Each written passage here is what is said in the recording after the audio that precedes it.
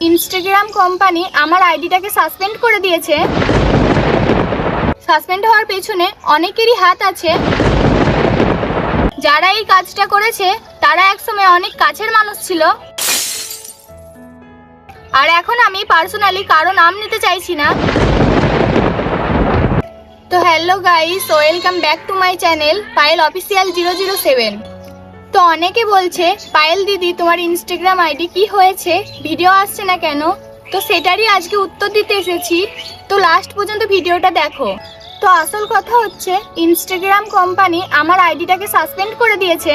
তো আমার ইনস্টাগ্রাম আইডিটা সাসপেন্ড হওয়ার পেছনে অনেকেরই হাত আছে, আর এখন আমি পার্সোনালি কারো নাম নিতে চাইছি না। কিন্তু আমি এটা বলতে পারি, যারা এই কাজটা করেছে তারা একসময় অনেক কাছের মানুষ ছিল, আর তারা ভেবেছে আমার আইডিটা এমন করে দিলে আমি আর কিছু করতে পারবো না।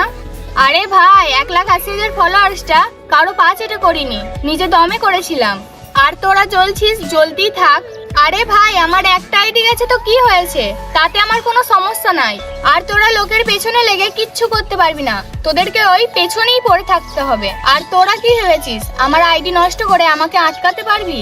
আর আমার ভিডিও বানানোর কোনো ইচ্ছা ছিল না, 1 সপ্তাহ পর ভিডিও দিচ্ছি।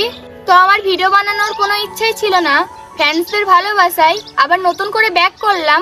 তো আমার নতুন ইনস্টাগ্রাম আইডির নাম হচ্ছে দুষ্টু পায়েল 01। তো আমার ভালোবাসার মানুষগুলো সবাই ফলো করে আসবে। আর আজ থেকে আমি ওখানে মজার মজার ব্লগ আপলোড দেব। আর আইডির ব্যাপারে আমি এখন আর কিছু কথা বলছি না। আর আমার গ্রামের অডিয়েন্সরা ভালোভাবেই জানে এটা কে বা কারা করেছে। আর সত্যি কথা বলতে ভাই, তোদের মতন আমি কারো পা চেটে থাকতে পারি না। আর গাইস, আমার এই ভিডিওটা বেশি বেশি করে শেয়ার করবে যাতে আমার অডিয়েন্সদের কাছে পৌঁছে যায়।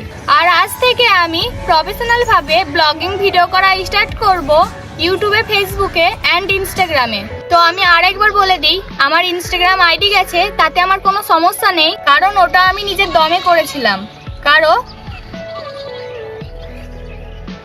পা চেটে নয়। তো টাটা গাইস, আবার দেখা হচ্ছে পরের ভিডিওতে।